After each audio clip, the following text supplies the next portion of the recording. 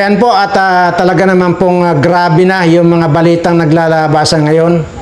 At kagaya po nung inyo pong napanood na yung pong 18 mga Marines na kasama po ni Orly Gutisa ay na lumantad na rin po at kinumpirma na nag-deliver sila ng 5 malita sa Ilocos doon kay iminisyon niya mismo kay Bongbong Marcos. So talagang kulong talaga ito.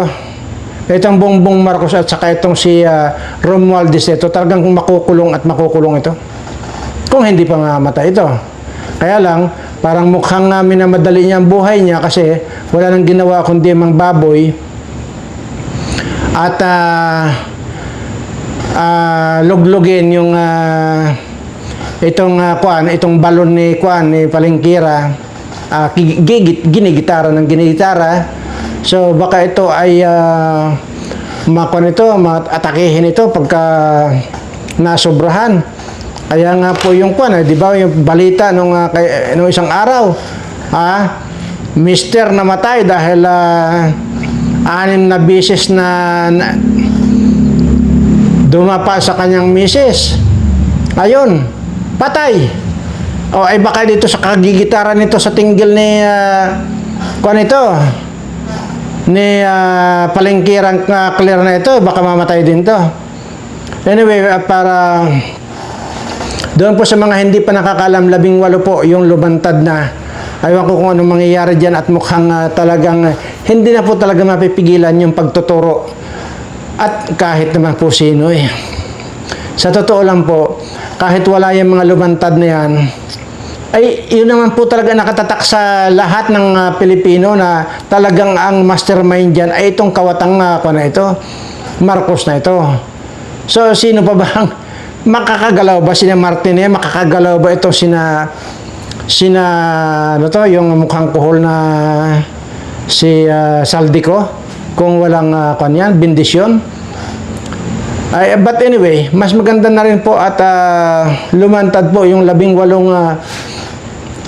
naghatid ng pira doon sa Paway pa daw, sinasabi. So tagang kulong ito, makukulong ito. At sisiguraduhin ko na yan. Pero bago po tayo magpatuloy ay yun pong mga hindi pa nakapag-subscribe, huwag nyo na pong ipagkait yung inyong subscribe dito sa Birana Live Studio TV. Total may kapalit naman po. Dahil ang kapalit naman po ng pagsusubscribe ninyo dito sa Birana Live Studio TV, gugwapo, gaganda kayo, suswertihin pa kayo. 3-in-1 po. Wala pong pagkakaiba yun sa 3-in-1 na kape. Pag nakapag-subscribe kayo rito, once na pinindutin nyo subscribe, automatic po mararamdaman ninyo na yung mga balat ninyo ay unti-unting mamumuti at unti-unting hihigpit yung inyong mga balat. So kung ikaw ay kurinot na mukha na parang ampalay na kagaya nitong si Butod, ay mababago po yan. Basta lagi pong 10 taon ang balik, ang magiging bata kayo. Yan po ang magiging resulta ng makapag-subscribe kayo. Kaya wag na nyo na pong ipagdamot dito na mag-subscribe sa channel ko, at wag nyo na rin pong pagdamutan yung inyong mga sarili na para gumandaman lang yung mga sarili ninyo. Tingnan nyo itong mga subscriber ko. Wala po kayong makikita sa mga subscriber ko na pangit. At wala rin po kayong makikita sa mga subscriber ko na talagang ang babata, kahit na yan ay may mga senior na yan. May mga 100 years old pa na pero para makita nyo, parang 20 years old lang. O kagaya ko na lang. Di ba? Kaya ko sinasabi yun dahil unang-una, may prueba ako. Itong sarili ko ang prueba ko. 177 years old ko na. Pero ganito ang itsura ko. Parang akala nyo, kayo na mag-judge kung ilang taon na ako, pero ang totoo, 177 years old ko na. Yan po, kaya may prueba ako dito sa mga sinasabi ko na lahat ay totoo. Ano? So yun, at wag nyo nang wag na kayong gumaya dito sa mga dito sa mga politiko. Matagal ko nang pinapasubscribe itong mga politikong ito, pero ayaw talaga nila mag-subscribe. Baka siguro mahal na nila at ayaw na nilang baguhin pa yung mga mukha nilang mga mukhang kuhol, mukhang hito, mukhang ulupong. Kagaya nung Gigi Suarez na congressman dyan sa Quezon, di ba? Mukhang ulupong. Oh. O, tingnan mo yan si Saldico, di ba? Tingnan niyo yan. Di ba para mukhang kuhol yan. Oh. Ito tingnan mo yan congresswoman na si Dilima. O, di ba parang mukhang tubol yan. Yun po ang sinasabi ko, na mahalin ninyo ang inyong sarili. Total, ang wala kayong puhunan dito, pindutin nyo lang yung subscribe dito sa Birakana Live Studio TV. Mababago yung mga itsura ninyong kapag kapangit-pangit. O, di ba? O, ayaw pa ninyo yan. Hindi nyo na kailangan pumunta kay Dr. Abilo para magpabanat ng mukha. Mario Joseph, yan ang sinasabi ko sa inyo, ayaw nyo makinig eh. Kaya hanggang ngayon, mga pangit pa rin kayo kasi hindi nyo napapanood. Puro kayo na lang yan, puro sa title na lang kayo nagbabase. Pag nakita yung title, magko-comment lang kayo ng kung ano yung title, yun ang kino-comment nyo. Hindi nyo alam, yung video na yun ang nandoon yung benepisyo ninyo.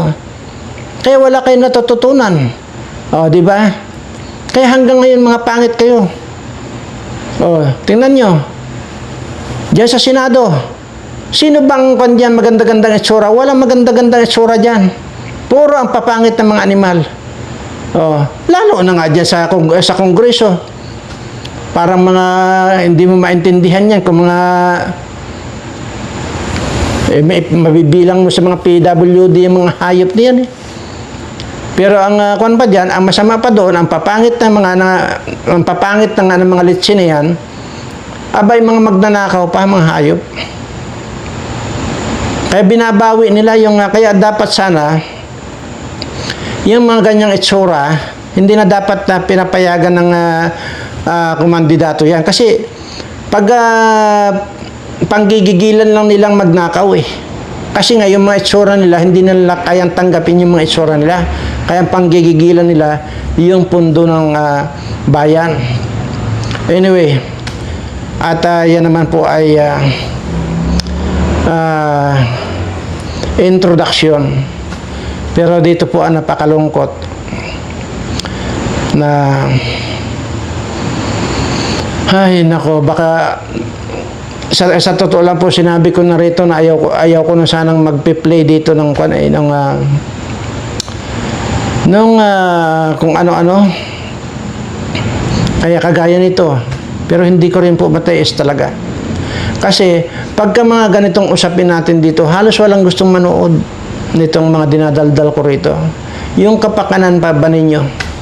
Halos ayaw yung panoorin, pero kapakanan pala ninyo. Kaya parang ayaw ko na sana kaya lang hindi ko rin naman matiis dahil papaano lang itong mga subscriber ko na umaasa doon sa aking ibibigay na information or feedback sa kanila. Pati sila madadamay kung pairalin ko ang ganitong usapin na kapag pang sarili na nila ay wala silang ganang manood. Anyway, ganun pa man ay minsan ko na rin pong nai-topic yung Nipah virus. Di po ba? Pero yan naman po ay nandyan pa yan sa India, Thailand, at kung saan-saan pa na bansa. Pero dito sa atin wala. Wala pa naman. Pero bakit kaya? Dito na tayo ha. Bakit kaya nag-aalerto na ang Manila International Airport? Ina-alerto na po ang Manila International Airport na dahil nga parang malapit na dito sa atin para makakapasok na yung Nipah virus sa atin. Ganun pa man, ano't ano man ang mangyari, makapasok man yan, Lagi niyo pong tatandaan, mga minamahal. Huwag po kayong tatamarin na gumawa ng kalamansi at saka sili. Yan lang po ang makakapagsalba sa inyo. Dahil ito pong Nipah virus, mas matindi pa po ito sa COVID-19.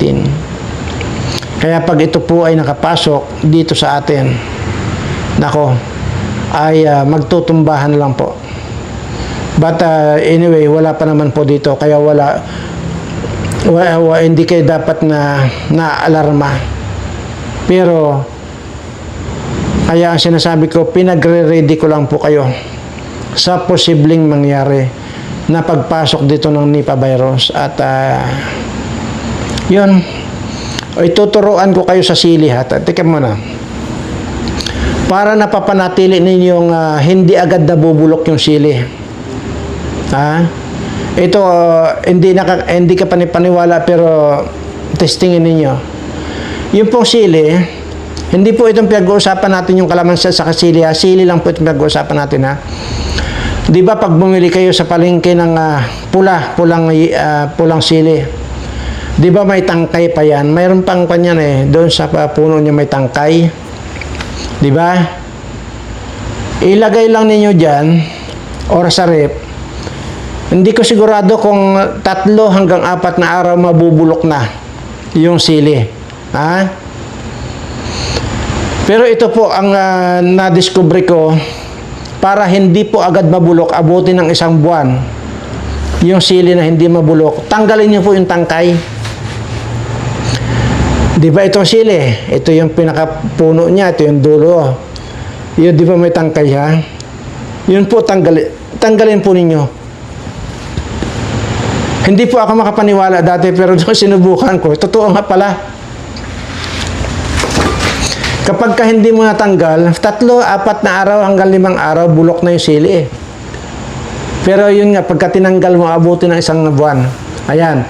Pero doon po sa pagproseso ng kalamansi sa sili, nandiyan naman po yun sa video ko.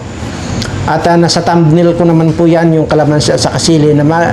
Yun po ang thumbnail, yun po ang panoorin niyo. At nag-demo pa po ako rito with rice cooker. Kaya po bumili pa po ako ng bagong rice cooker para lang po ma-demo ko rito ng maayos sa inyo.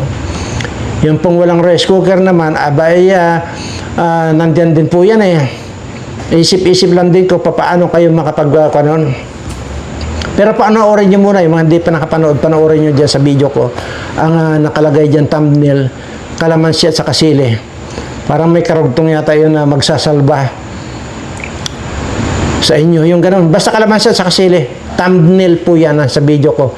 I-roll nyo po yan at nandyan po yan. So, yun po, nag-aalerto na po yung Manila National Airport, Manila. Sa airport po, yung pagpasok po ng Nipah virus. Ayan. So, para po wala kayong masabi sa akin, ay ito po, ang katunayan na nag-alerto na po. Okay.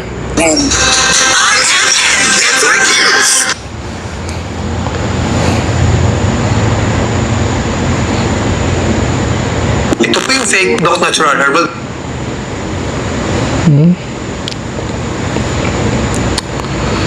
Saan ba yun? Ko naman.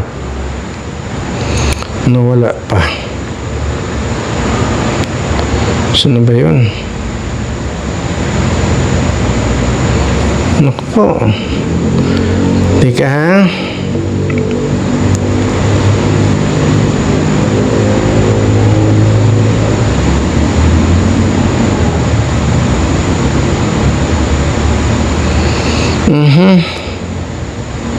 Ba't ba nawala?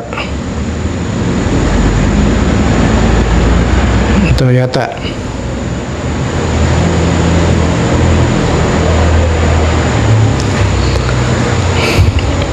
Kaya po, ibig sabihin ko nag-aalerto na ang quarantine sa ibig sabihin may posibilidad po papasok din sa atin ang Nipah virus. Ito na po. Posibilidad na makapasok sa ating bansa dahil sa lumubong kaso nito sa ibang karatig bansa tulad ng India at Malaysia. Kaya hinigpitan ngayon ang seguridad sa lahat ng paliparan sa mga palabas at papasok ng bansa na posibleng nag-positive ng Nipah virus. Nipah virus may posibilidad na makapasok sa ating bansa dahil sa lumubong kaso nito sa ibang karatig bansa tulad ng India at Malaysia. Kaya hinigpitan ngayon ang seguridad sa lahat ng paliparan sa mga palabas at papasok ng bansa na posibleng nag-positive ng Nipah virus. Yun po. Nipah virus may So, yun po, narinig din naman po na talagang mahigpit na ang airport ngayon dahil yung papasok at lalabas dahil may posibilidad nga daw pong papasok dito ang Nipah virus. So, yun po ang malungkot na tagpo na naman ngayon. Kung halimbawa makapasok po yan dito sa atin, yung napakadelikadong virus na yan, ay kung ngayon nga po na walang virus, sobrang dami na po ng mga nagugutuman nating mga kababayan.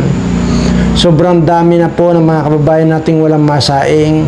How much more kung papasukan pa tayo ng dilubyo kagaya nitong Nipah virus na ito? Ano na lang itong mga kababayan natin? Kaya nga po yun ang talagang hindi lamang po nakakalungkot kundi nakakaiyak pa. Itong tagpong ito na samantalang itong Marcos at saka itong Romualdez na ito na nagpasasa ng pira ng bayan, wala silang pakialam. Basta ang mahalaga lang sa kanila yung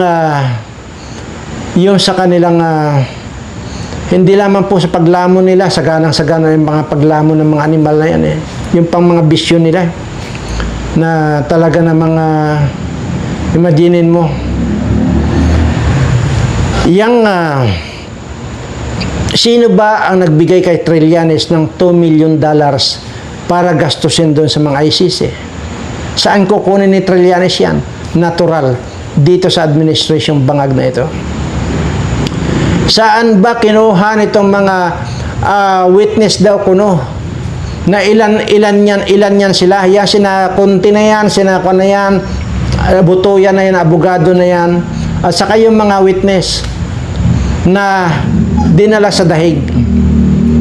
Ay kapag Europa ka, Europe na po yan, Netherlands, ang destination mo ay mahigit pong 200,000 ang gastos bawat isang tao. Ang sinasabi nitong si Conte, hindi raw in-sponsor o wala daw tulong ang gobyerno ni Bangag diyan sa mga pamasahe ng mga tao maging sa kanya. Paulit-ulit po niya sinasabi, kaya diyan nyo po mahuhuli yung mga ganyang tao, antimano, nagpapauna na agad, para bang defensive agad. Masyadong wala pa, nagdidepensa na siya. Di ba paulit-ulit niya sinasabi na wala daw tulong ang gobyerno? Loko-loko ka itong Kunti na ito. Kunti ang utak, pero ang luwang ng bunganga. Yung parang pwedeng pasukan ng buong kalabaw yung bunganga niya, yung attorney Kunti na yan. Tingnan mo. Isipin nyo lang ang utak ng pagkaliit-liit. Pero makita nyo yung physical na anyo niya, ang luwang-luwang ng bunganga. Baka hindi lang pwedeng kalabaw ang papasok dyan. Baka pwede pang pumasok dyan, lipante sa bunganga niyan. Salita ng salita. Ilang beses ko nang narinig yan. Tandaan po ninyo pagka mga ganyang tao na nagsasabi mga ganyan, asahan nyo na, kabaliktaran niya sinasabi niyan.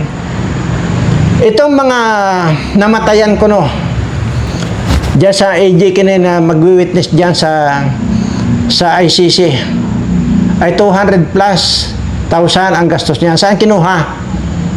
Dahil sinasabi ni Conte, wala daw tulong ang gobyerno. Sarili nila. Ulol, hindi na po gagastos yung mga yan. At saka anong panggastos ng mga yan? Wala po. Sponsored po yan ng Bangag Administration. Huwag tayong maglokohan dito. Kaya nga ganun na lang ang pangungulimbat itong mga animal nito kasi talagang nilaanan na nila na talagang gagastusan talaga nila yung pagpapakulong kay President Duterte sa dahig. Nanalo ba kayo? Ngayon, anong nakuha ninyo sa pagpapadala kay President Duterte sa dahig? Nakabawas ba yan sa popularity ni Sara Duterte? Hindi, lalong sumikat, lalong minahal ng tao. Diyan pa lang talong-talo na kayo, pero gumastos kayo ng pagka-bilyon-bilyon pera na yan ay pera namin. Ang kapal ng mukha mo, bangag. Ikaw nagsabi, mahiya naman kayo, hindi ba? Doon sa mga alipores mong mga kawatan. Pero dapat ngayon, sabihin mo na ngayon, mahiya naman ako. Dahil dyan sa 18 mga Marines na lumantad ngayon na talagang nag-deliver sa paway at ikaw ay pinangalanan. Ngayon, darating pa itong virus na ito. Hindi ako ang may sabi niyan, itong balita yan. Kaya, posible na kanyan, na darating dito. Itong wala na nga makain, wala nang masaing itong ating mga kababayan. Darating pa yan ang ganyang dilubyo dito sa atin. Ano na lang mangyayari dito sa mga kababayan ko?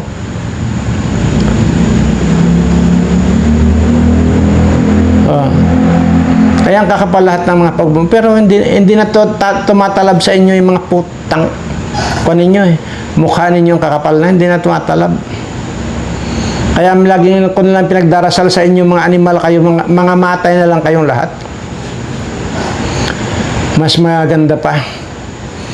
Anyway, maliban pa po dyan sa sa napipintong pagpasok dito ng Nipah virus, napakarami na po nating mga kababayan ang may mga HIV or AIDS dito sa atin.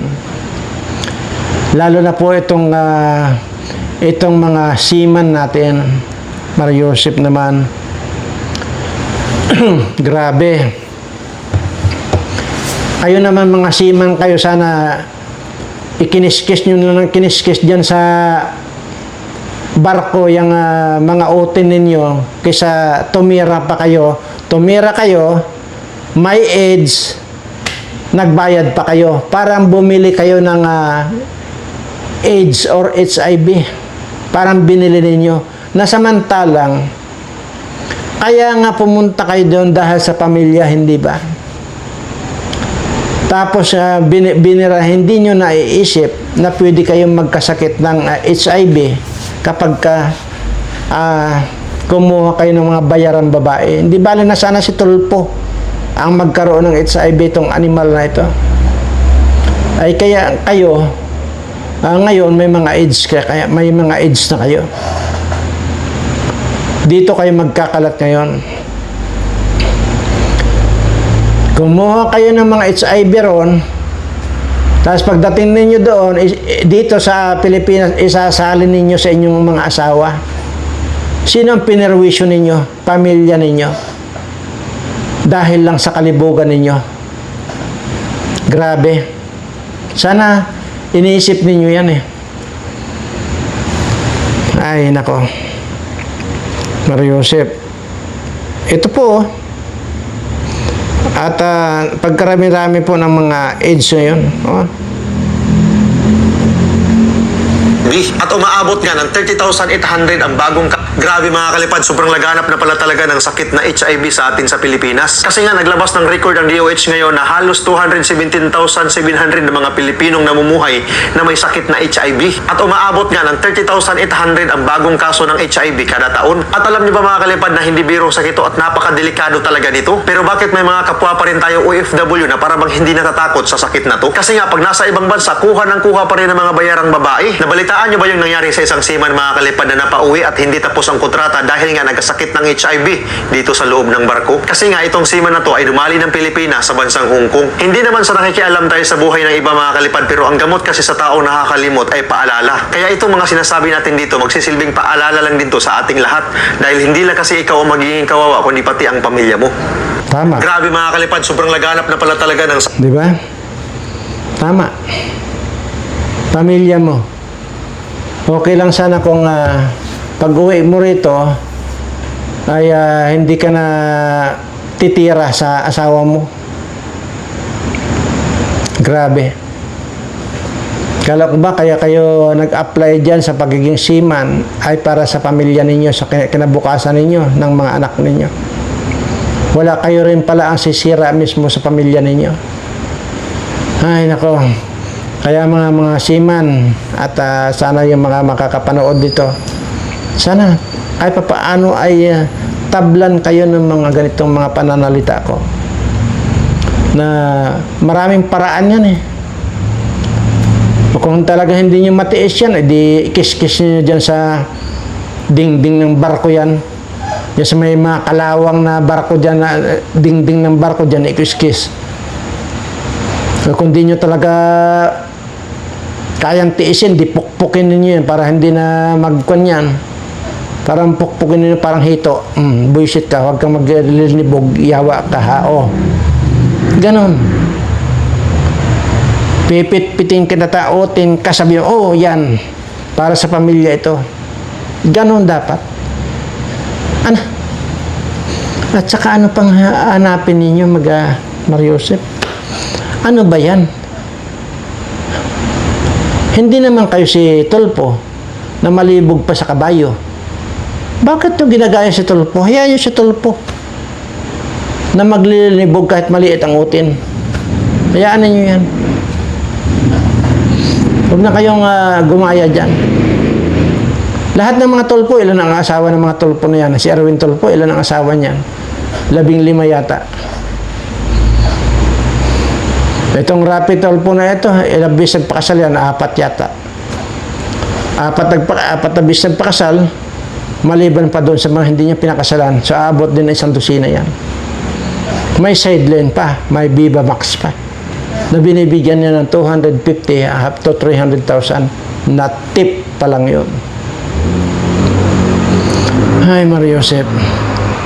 Anyway, sana nga po, dasal-dasal lang po tayo na huwag nang pumasok dito yung Nipah virus na yan. Pero kung nag-aalerto na po itong bansang Pilipinas, yung airport natin, ay posible na po talaga na hindi na mapipigilan yung pagpasok dito.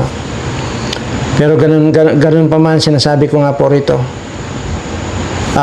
ang makakapagsalba lang po sa inyo yung kalamansi at sa kasili na itinuro ko sa inyo. Yan po mga hindi pa nakakaalam. Huwag na po kayo magtanong kung anong proseso, ha? Doon po sa mga bago, huwag niyong idahilan na bago kayo.